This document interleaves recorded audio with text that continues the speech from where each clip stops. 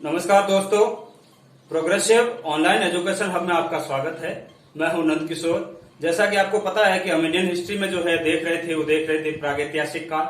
तो दोस्तों हमने जो है प्राचीन भारत के इतिहास के अंतर्गत जो है प्रागैतिहासिक काल में जो है पुरापाषाण काल को पढ़ लिया था, जिसमें हमने देखा निम्न पुरापाषाण काल, हमने देखा मध्य पुरापाषाण काल, उच्च पुरापाषाण काल। इसका मतलब ये हुआ कि ये तीनों काल जो है आप लोगों द्वारा पढ़ा जा चुका है और मेरे द्वारा पढ़ाया जा चुका है।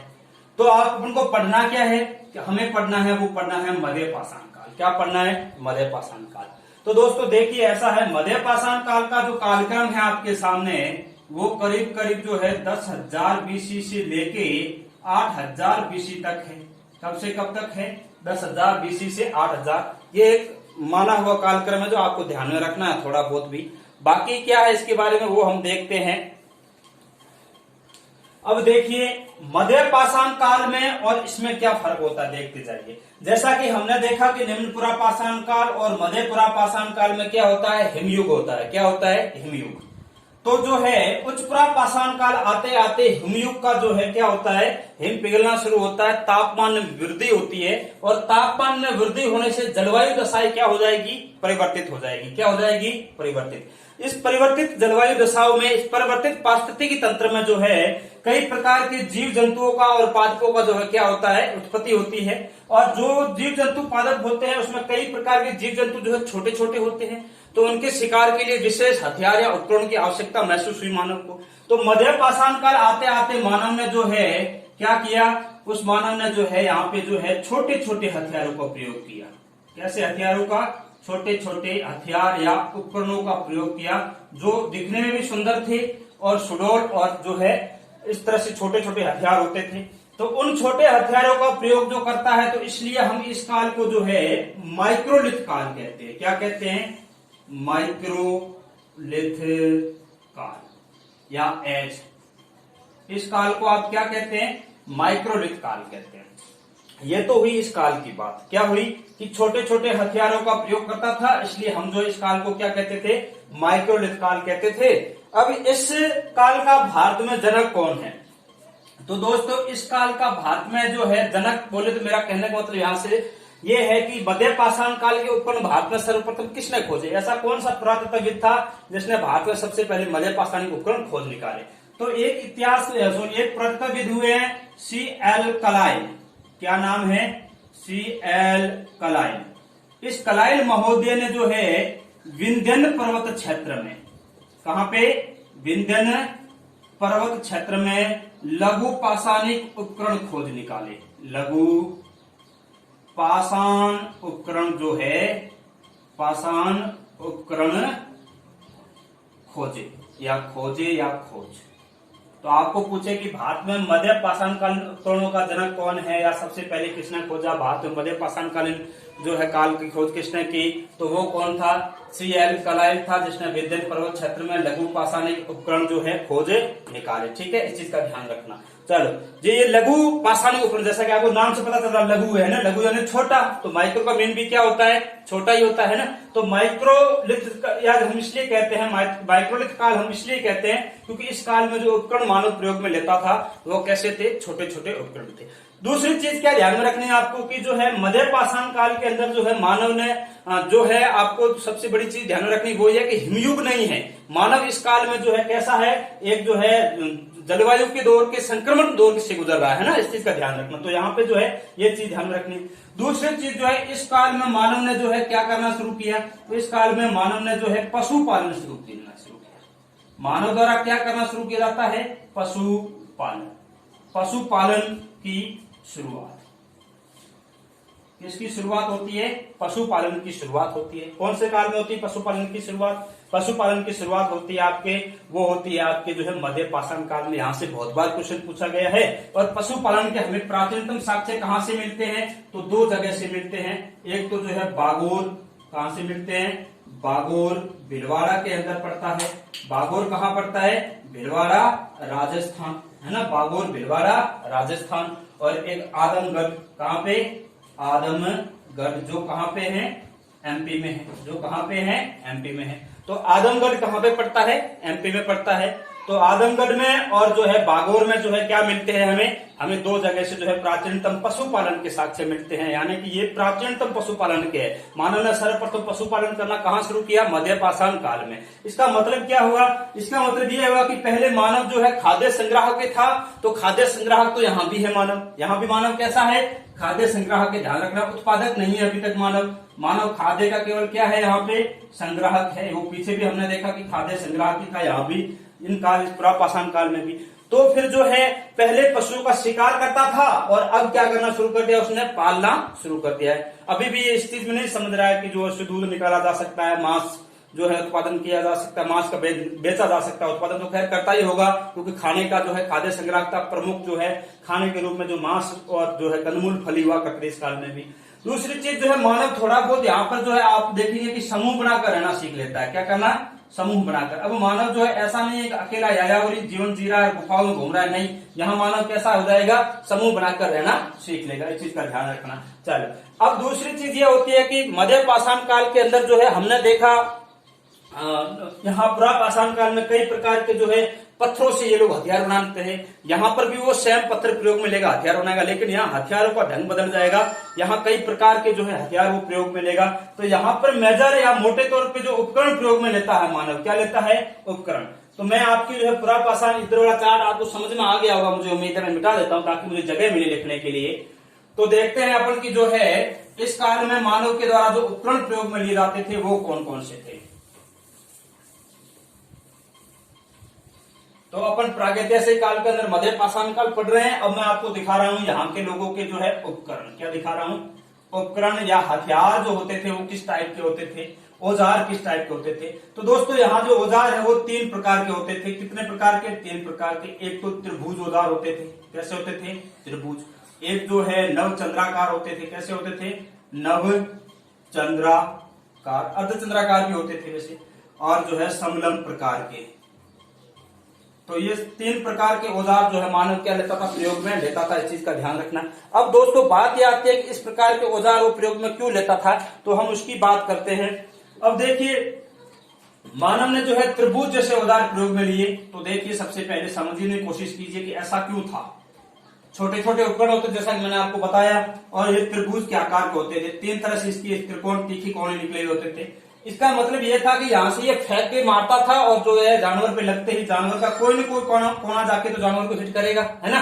तो वहां से उसका क्या हो जाएगा? शिकार करना थोड़ा सहज हो जाएगा। नवचंद्राकार जो है, नवचंद्राकार जो होते थे वो कुछ इस तरह से होते थे, जो है इस तरह से करके थोड़े इस तरह से जो है होते थे, जिसे यहाँ से मूठ को पकड़ के यूं फेंकते थे और उसमें जानवर का शिकार कर लेते थे। और समचतुर्लुंग जो है आपने देखा, समलंब जो है यह आपने देखा होगा, गणितीय आकृति जैसा ही होता है कुछ, तो इस तरह से होते थे। तो ये सारे हथियार प्रयोग में लेता था और उन हथियारों के जरिए जो वो क्या करता था? शिकार। अब मैंने आपको क्या कहा, यहाँ जो है इन हथियारों को फेंक के मारता था, है ना, प्रक्षेपास्त्र के द्वारा। यहाँ कैसा होता था? तो यहाँ सर्वप्रथम जो है सर्वप्रथम जो है फेंक कर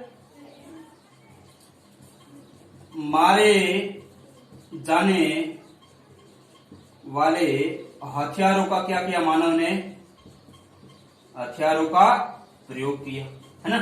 इससे पहले कैसा था? तो इससे पहले ये होता था कि जो है बड़े बड़े पहाड़ों में छिप जाया करते होंगे और पशु वगैरह से ढलान से गुजरते होंगे तो बड़े बड़े पत्थर ऊपर से फेंक देते होंगे, इस टाइप से जो उसका शिकार करता था। फिर मैंने आपको कहा कि उसमें हथियार भी होते थे जो पैबुल संस्कृति के, वो बहुत ही भद्दे और भौंडे आकार के होते थे, तुतले होते थे। यहाँ थोड़े आकार छोटा होता है और थोड़े तेज धारदार हथियार होते हैं ना, इसी का ध्यान रखना। और इसका मतलब जो है मानव ने यहाँ इसी काल में जो है तीर कमान का आविष्कार कर लिया था। किसका आविष्कार कर लिया था? शिकार के लिए तीर कमान का आविष्कार कर लिया। इस चीज का ध्यान रखना। तो मानव ने तीर कमान का आविष्कार कौन से काल में किया? तो मध्य पाषाण काल में। मानव ने तीर कमान का आविष्कार कौन से काल में किया? मध्य पाषाण काल में किया। और एक चीज और है, ध्यान रखना, यह मानव आग जलाना सीख चुका था। क्या जलाना? आग। और एक चीज और ध्यान रखना, आग से परिचित तो मानव पुरापाषाण काल में भी था, लेकिन उसको जो है प्रयोग में नहीं ला पा रहा था।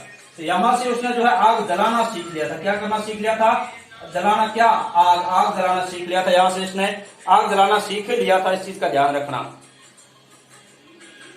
तो मानव ने यहाँ जो है आग जलाना सीख लिया था। तो ये हमें कुछ चीजें जो है रखनी है ध्यान में, किसके बारे में, मध्य पाषाण काल के बारे में। अब मध्य पाषाण काल के बारे में ये सारी चीजें ध्यान रखने के बाद जो है हम ध्यान रखेंगे वो ये है कि इसमें जो है कौन कौन से स्थल थे और कौन कौन से पदार्थों का जो है ये प्रयोग करते हुए जो है क्या करता था, हथियार बनाता था। तो इन पदार्थों का जो मैं बात करूं यदि, तो आपने देखा होगा पुरा पाषाण काल में जो है कई सारे पदार्थ, ये पदार्थ कौन से के हथियार होते थे इसकी बात कर लेते, थोड़ी सी आपको ध्यान में रहेगा। पदार्थ कौन से, देखो आपने दो तीन चीजें पदार्थ में पढ़ी होगी। एक तो आपने पीछे पढ़ा होगा क्वार्टजाइट, है ना, पढ़ा था। चलो, एक आपने पढ़ा होगा चार्ट, है ना, एक पढ़ा होगा जैस्पर, है ना, और क्या पढ़ा होगा, और आपने जो है और आपने पढ़ा होगा वो पढ़ा था स्फटिक, ठीक है ना। अब यहां थोड़ा सा क्या होगा, हड्डी के उपकरण भी मिलेंगे आपको। किसके उपकरण, हड्डी के उपकरण।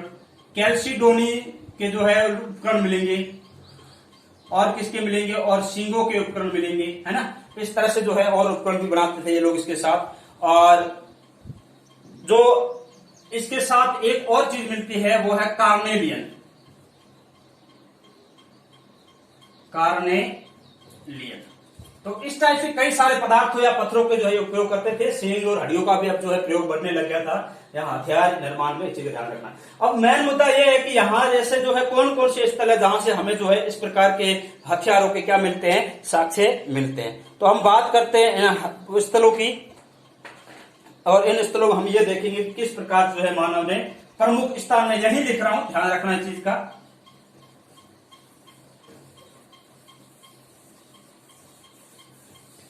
एक चीज और है दोस्तों, आपको पूछे कि जो है प्रागैतिहासिक काल में हम कौन से युग को जो है संक्रमण काल कहेंगे, तो ध्यान रखना मध्य पाषाण काल को कहेंगे। क्यों, क्योंकि मध्य पाषाण काल में कुछ समानताएं जो है वो पाषाण काल की है, और कुछ समानताएं जो है अगला काल शुरू होगा जो ये उत्तर या नव पाषाण काल, इसकी भी ये समानताएं लेके अपने साथ चलता है। इसलिए हम इसको जो एक संक्रमण दौर कहते हैं, जहां विभिन्न प्रकार के परिवर्तन हमें देखने को मिलते हैं, और इस चीज का आप ध्यान रखना। चलो अब हम कुछ स्थान देख लेते हैं जहां से हमें जो है कई सारी चीजों के बारे में जानकारी मिलती है। तो प्रमुख स्थान क्या देख लिया अपन, प्रमुख स्थान।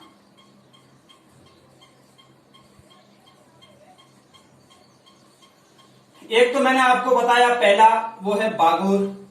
कौन सा है, बागोर। आप इसको जो है मैं मैपिंग पे तो नहीं बता पाऊंगा यहाँ पे आपको, तो आप घर पे जो है जब देखते तो उसके बाद मैप पे भी देख लेना, ताकि आपको जो समझने में आसानी रहेगी, याद करने में आसानी रहेगी, ठीक है ना। तो बागोर पड़ता है भीलवाड़ा राजस्थान के अंदर। कहाँ पड़ता है बागोर, कहाँ पड़ता है, भीलवाड़ा राजस्थान। कहाँ पड़ता है, भीलवाड़ा राजस्थान में।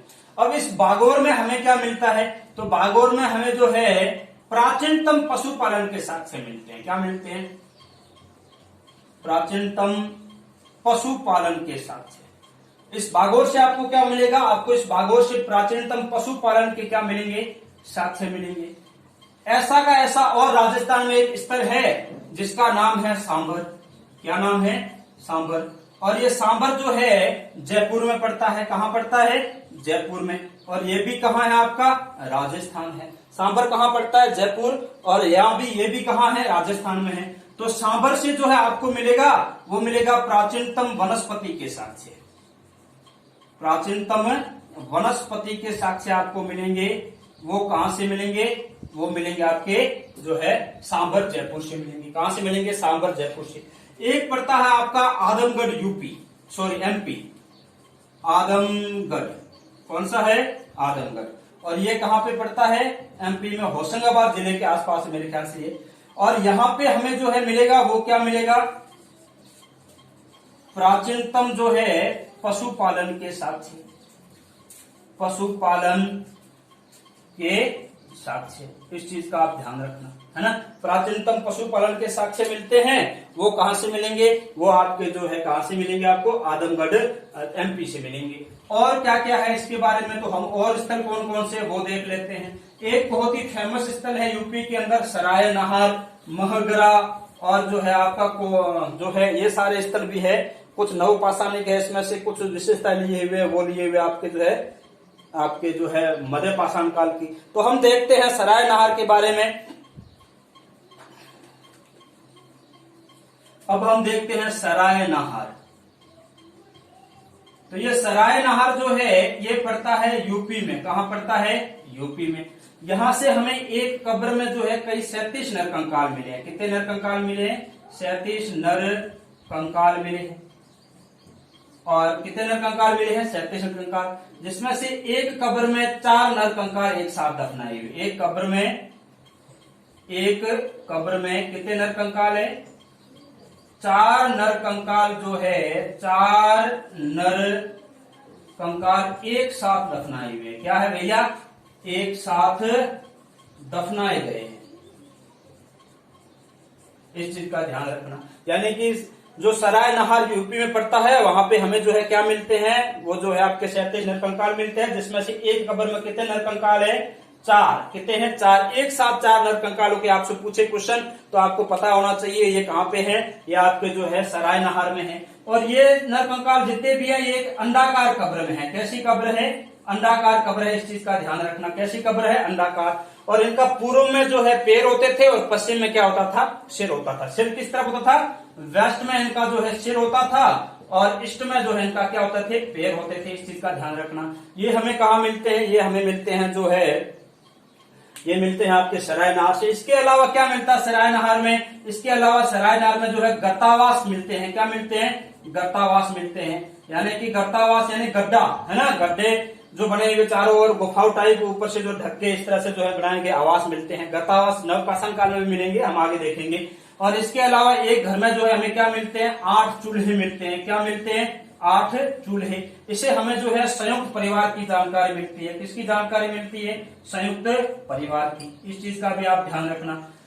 8 चूल्हे मिलने का मतलब क्या है? या तो सामूहिक भोज होता होगा या फिर जो है संयुक्त परिवार की परंपरा या रीति रिवाज रहा होगा, इसलिए जो है ये क्या है? इस तरह से 8 चूल्हे मिलते हैं।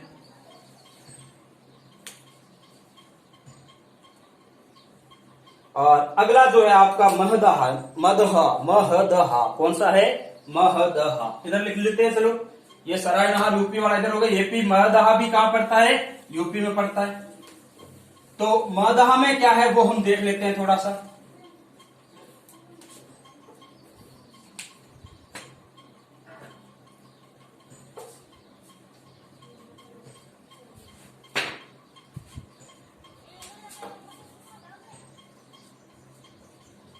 ये महदहा जो है कहाँ है? यूपी में है। ठीक है। यहां पर भी हमें क्या क्या मिलता है? तो यहां ध्यान रखना, हमें जो है हड्डी के उपकरण मिलते हैं। किसके उपकरण? हड्डी के उपकरण मिलते हैं। और क्या मिलता है? और हमें जो है मृग सिंह के छल्ले मिलते हैं। मृग सिंह के क्या मिलते हैं? छल्ले मिलते हैं। और क्या मिलता है यहां से? और हमें जो है यहां से जो है मिले हैं युग्मित समाधान मिले हैं। क्या मिले हैं? युग्मित समाधान। अच्छा, एक चीज बताओ, ये जो युग्मित समाधान मिले हैं इसे हमें क्या पता चलता है? इसे हमें ये पता चलता है यानी कि एक स्त्री और एक पुरुष का सब एक साथ दफनाया हुआ है। इसका मीन ये है कि कहीं न कहीं जो है सती प्रथा टाइप का प्रचलन रहा होगा। किसका प्रचलन रहा होगा? सती प्रथा का प्रचलन। इस प्रकार के एक सामाजिक कुरीति का जो है ये क्या है? प्रतीक है। ऐसा हमें प्रतीत होता है कि युग्मित समाधान से कि ये सती प्रथा का प्रचलन यहाँ रहा होगा। इसके अलावा यहाँ पर जो है और क्या होगा?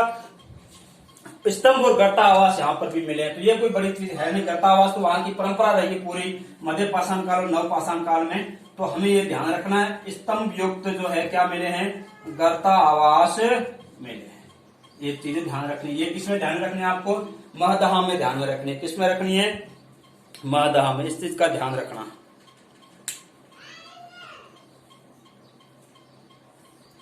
चलो, एक जो है लेखैया नामक जगह है जो मिर्जापुर में पड़ती है और हम उसके बारे में, एक लंगनाथ जो है गुजरात में, उसके बारे में बात कर लेते हैं थोड़ी सी। फिर जो है आपकी कुछ प्रमुख स्थान जो है क्या हो जाएंगे? समाप्त हो जाएंगे। और इसके बाद हम चलेंगे अगले काल जो है उत्तर या नवपाषाणिक काल में चलेंगे। तो हम थोड़ी सी बात कर लेते हैं आपके जो है वो कौन सा था आपका? लेखैया। लेखैया जो है मिर्जापुर यूपी में पड़ता है। और यहां से हमें मिले हैं, वो मिले हैं करीब करीब जो है 17 नर कंकाल मिले हैं। क्या मिले हैं? 17 नर कंकाल। कितने नर कंकाल मिले हैं? 17 नर कंकाल यहां से मिले। एक नामक जगह है, लंगनाद नामक जगह है जो आपके जो है गुजरात में पड़ती है। कहाँ पड़ती है? गुजरात में। यहां से हमें क्या मिला है? यहां से हमें 14 जो है क्या मिले हैं? नर कंकाल मिले हैं। क्या मिले हैं? 14 नर कंकाल मिले हैं। और क्या मिला है? और हमें जो है 8 चूल्हे मिले। तो 8 चूल्हे और पहले कहां से मिले हैं? सराय नहर से। तो यहां पर भी 8 चूल्हे मिलने का मतलब क्या है? संयुक्त परिवार की हमें क्या मिलती है? जानकारी। किसकी जानकारी मिलती है? संयुक्त परिवार की जानकारी मिलती है। किसे? कि 8 चूल्हे मिलने से। ठीक है, चीज का ध्यान रखना। और एक चीज क्वेश्चन आपका इसमें बनता है, वो ये है कि मध्य पाषाण काल का सबसे प्राचीनतम स्थल कौन सा? तो सबसे प्राचीनतम स्थल जो है वो सराय नहर था। कौन सा है? सबसे प्राचीन स्थल इसका आपको पूछे तो सबसे प्राचीन तो 2 स्थल है वैसे, सराय नहर और महदहा। लेकिन इन दोनों में भी प्राचीन पूछे तो कौन सा है? सराय नहर। कौन सा है? सराय नहर सबसे प्राचीन स्थल है। ये क्या है? ये सबसे प्राचीन स्थल है। इस चीज का ध्यान रखना। तो ये आपका जो है हमने देखा कि किस टाइप से जो है कुछ चीजें अपने साथ लेके चलता है पुरा पाषाण काल की, मध्य पाषाण काल, और कुछ चीजें अपने एडवांस लेवल की जो है उत्तर या नव पाषाण काल के अपने साथ में समाहित करेगा। जैसे मैंने यहाँ पहले बताया था विशेषताओं में कि समूह बना के रहेगा। तो ये समूह बना के रहना कहीं न कहीं जो है बहुत बृहद तरह पे जो है किसकी एक विशेषता होगी? उत्तर या नव पाषाण काल, क्योंकि यहाँ पे आके ग्रामीण संस्कृति का जो हमें दर्शन देखने को मिलेगा उत्तर या नव पाषाण काल में। तो ये दोस्तों था आपका जो है कौन सा था? ये था आपका जो है मध्य पाषाण काल। अब हम देखते हैं जो है वो आपका उत्तर या नव पाषाण काल। कौन सा देखेंगे? उत्तर या नव पाषाण काल। चलो ये मिटा लेते हैं। इस उत्तर नव पाषाण काल में यहां लिख देता हूं ताकि आपको समझने में आसानी होगी। तो ये मध्य पाषाण काल पूरा हो गया और हम देखते हैं जो है उत्तर या नव पाषाण काल। हम देखते हैं किस तरह से उत्तर या नव पाषाण काल जो है उसका प्रादुर्भाव होता है, क्या क्या चीजें होती है, और वो सारी बातें जो हम यहाँ पे अभी करेंगे आपके सामने।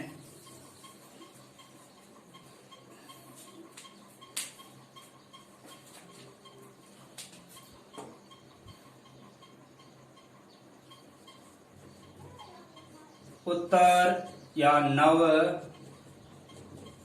पाषाण काल। इस काल का कालक्रम आपसे पूछें तो आपको पता होना चाहिए कि ये करीब करीब जो है 8000 बीसी से लेके 6000 बीसी तक चला। कुछ बुक्स में आपको अलग भी मिलेगा, 2500 3000 भी मिल जाता है, कईयों में 4000 भी मिल जाता है। तो वो कोई मैटर नहीं करता है, इसी का ध्यान रखना। अब ये जो है नव पाषाण काल है, बहुत बड़ा ट्रांसफॉर्मेशन का काल है, बहुत बड़ा जो है परिवर्तन का काल है जो है आपके प्रागैतिहासिक काल के अंदर। और इस काल में जो हमें कई प्रकार की जो है परिवर्तन देखने को मिलेंगे। हम उन परिवर्तनों के बारे में बात करेंगे।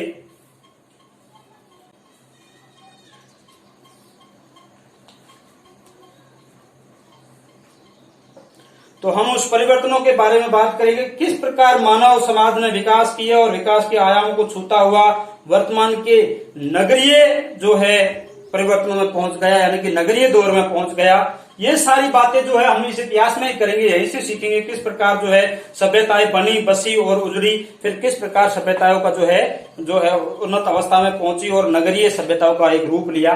क्योंकि हिस्ट्री का मतलब मैंने क्या कहा आपको, अतीत से है, और मैं यहाँ पे सारे राजा महाराजाएं, सभ्यताएं, संस्कृतियां इसी बोर्ड पे आपके सामने जो है बनाऊंगा और मिटाऊंगा, यानी कि पैदा करूंगा और उन्हें वापस से समाप्त कर दूंगा। ध्यान रखना।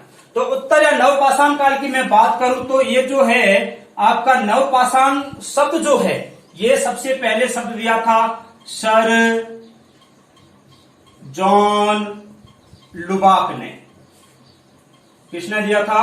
सर जॉन लुबाक ने। यानी आपसे पूछे कि उत्तर या नव पाषाण काल सबसे पहले शब्द किसने दिया था, तो जो है सबसे pहले जो है ये शब्द दिया था सर जॉन लुबाक ने। इन्होंने एक प्रसिद्ध इंग्लिश मैगजीन थी pre historic time magazine, pre historic time नामक एक पत्रिका थी, और इस पत्रिका में इन्होंने जो है सबसे पहले जो है जिक्र किया, वो कौन से काल का किया? नव पाषाण काल का। किसने किया? सर जॉन लुबाक ने। किसने किया? सर जॉन लुबाक ने। चलो अब हम बात ये करेंगे कि जो है दूसरी चीज, मैंने कहा कि ये बहुत बड़े परिवर्तनों का युग था और कई सारे परिवर्तन हो रहे थे, तो इसलिए जो है एक बहुत बड़े पुरातत्वविद हुए हैं गॉर्डन चाइल्ड। क्या नाम है? Gordon child. इस गॉर्डन चाइल्ड ने जो है इसे नव पाषाणिक क्रांति कहा है। नव पाषाणिक क्या कहा है? क्रांति। ये भी बहुत ही इंपॉर्टेंट है। और गॉर्डन चाइल्ड ने इसको क्या कहा है? नव पाषाणिक क्रांति कहा। इस चीज का ध्यान रखना। किसने कहा है? गॉर्डन चाइल्ड ने कहा है। चलो, ये क्रांति क्यों कहा, इसमें ऐसा क्या हुआ, वो सारी हम बातें करेंगे। तो सबसे पहली चीज जो है, मानव ने इस काल में क्या करना शुरू किया? कृषि करना शुरू किया। क्या किया? कृषि करना शुरू किया। क्या किया भैया? कृषि किया। तो यानी कि हमने देखा पहले आखेट पे था, फिर वो पशुपालन पे आया मध्य पाषाण काल में, और यहाँ आके नव पाषाण काल में क्या करना शुरू कर देगा? कृषि करना शुरू कर देगा। और यहां से आपको जो है ग्रामीण संस्कृति की शुरुआत होती है। पहले तो केवल समूह बना के ही रहता था, यहाँ पे जो है क्या होता है? ग्रामीण संस्कृति की शुरुआत होती है। छोटे छोटे जो है क्या बसेंगे? गांव बसेंगे। क्या बसेंगे? गांव। जब गांव बसेंगे, कृषि करेंगे, तो आपको ही पता है कृषि करेंगे, धान होगा या फसल होगा, अन्न होगा, है ना। उस अन्न को इकट्ठा करने के लिए मानव ने जो है क्या बनाने शुरू किए? मृद भांड। क्या बनाने शुरू किए? मृद भांड। इसलिए हमें जो है इस काल में क्या मिलते हैं? मृद भांड मिलते हैं अनाज इकट्ठा करने के लिए। क्या मिलते हैं? मृद भांड मिलते हैं। क्या करने के लिए? अनाज इकट्ठा करने के लिए। और हमें जो है वहां पशुपालन मिलता है, और पशुपालन के स्थायी साक्ष्य मिलते हैं यहाँ पे, स्थायी और वृहद पैमाने पे जो है, पैमाने पे क्या होता है? पशुपालन होता है। क्या होता है? पशुपालन। स्थायी और वृहद पैमाने पे पशुपालन कौन से काल में होता है? उत्तर या नव पाषाण काल में होता है। अब ध्यान रखना, मैंने आपको यहाँ कृषि कहा है, मैं आगे कुछ स्थान बताऊंगा उनमें कृषि होती है, वो हम उस स्थान में बात कर लेंगे कि पहला स्थान कौन सा, आपको क्या ध्यान में रखना है। ये कुछ कॉमन विशेषताएं हैं जो आपको ध्यान रखने हैं।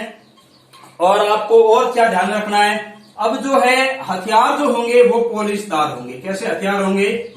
पॉलिशदार। चकमक उद्योग जो है, चकमक उद्योग अस्तित्व में आते हैं। कैसे उद्योग अस्तित्व में आए?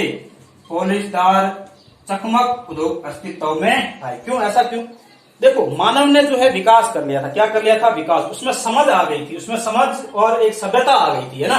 तो पहले जो है मैंने कहा कि पूर्व-पाषाण काल में जो है वो असभ्य बर्बर था, भोंडे और भद्दे आकार के हथियार प्रयोग में लेता था। जब उस आकार में, उस दौर में वैसे हथियार प्रयोग में लेता था, तो जो है आगे चल को समझ आई, तो मध्य पाषाण काल में छोटे छोटे उपकरण बनाए और हमने उसको माइक्रोलिथ काल कहा। फिर वहां से जो है उसमें और समझ आई, तो उसने और तेज और धारदार पॉलिश युक्त हथियार बनाने शुरू किए, और इस काल को हम जो है पॉलिशदार के साक्ष्य मिलते हैं। उस काल को हम कहते हैं उत्तर या नव पाषाण काल। इस चीज का ध्यान रखना आपको। तो ये सारी चीजें जो है हमें देखने को मिलेगी, वो मिलेगी किसमें? वो मिलेगी जो है हमें, वो मिलेगी आपके जो है उत्तर या नव पाषाण काल में। एक चीज और है कि भारत में जो, जब भारतीय महाद्वीप की बात करूं मैं, तो नॉर्थ इंडिया में और साउथ इंडिया में अलग अलग पुरातत्वविदों ने जो है ये नवपाषाण कालीन उपकरण खोजे थे, और उन दोनों के आपको नाम ध्यान में होना बहुत जरूरी है। एक आदमी होते हैं ली मैनसियर। क्या नाम होता है? ली मैनसियर। इस आदमी ने जो है उत्तर भारत में, कहां पे? उत्तर भारत में क्या खोजा? नवपाषाणिक उपकरण खोजे। कौन से उपकरण खोजे? नवपाषाणिक उपकरण खोजे। और दक्षिण भारत की यदि मैं बात करूं आपसे, तो दक्षिण भारत में नेवेलियन फ्रेजर होते हैं, जिन्होंने दक्षिण भारत में जो है आपसे पूछे, तो दक्षिण भारत में किसने खोजे? दक्षिण भारत। तो यहां जो है नेवेलियन फ्रेजर ने खोजे। नेवेलियन फ्रेजर ने जो है नवपाषाणिक उपकरण खोजे। कौन से उपकरण खोजे?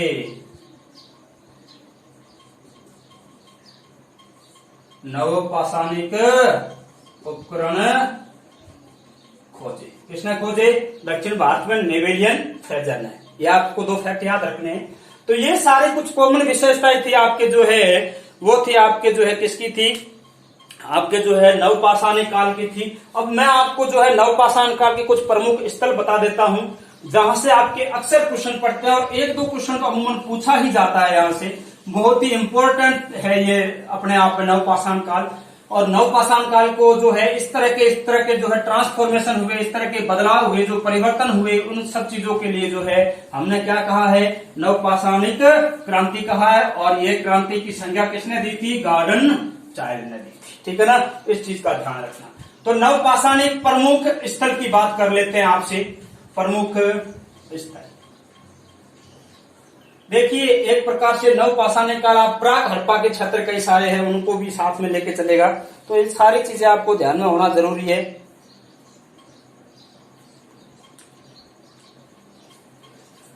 तो पहला स्थल मैं आपको बताऊंगा, वो बताऊंगा आपका मेहरगढ़। कौन सा है, मेहरगढ़, जो वर्तमान में कहां पड़ता है, पाकिस्तान के बलूचिस्तान प्रांत में। कहां पड़ता है, बलूचिस्तान प्रांत में। ठीक है, ये आपको पूछे तो ध्यान रखना, ये जो है नवपाषाण कालीन जो है सबसे प्राचीन स्थल है, सबसे प्राचीन है। क्या है, ये नवपाषाणिक का सबसे प्राचीन स्थल है। क्या है भैया, सबसे प्राचीन स्थल है, ये आपको ध्यान में रखना है। सबसे प्राचीन स्थल पूछे नवपाषाण काल का तो कौन सा, मेहरगढ़, पाकिस्तान में है। यहां से हमें जो है कच्ची ईंटों के घरों के साक्ष्य मिले हैं। कैसे घरों के, कच्ची ईंटों के घर मिले यहां से। ठीक है, इस चीज का ध्यान रखना। और हमें जो है यहां से क्या मिलता है, हमें जो है प्राचीनतम कृषि करने के साक्ष्य मिलते हैं। प्राचीनतम क्या मिलते हैं, कृषि के साक्ष्य मिलते हैं। अब बात यह आती है कि कृषि के साक्ष्य मिले तो कितने प्राचीन, करीब करीब जो है 8000 बीसी प्राचीन। और कौन सी फसल, तो जौ की खेती। किसकी खेती, जौ की खेती।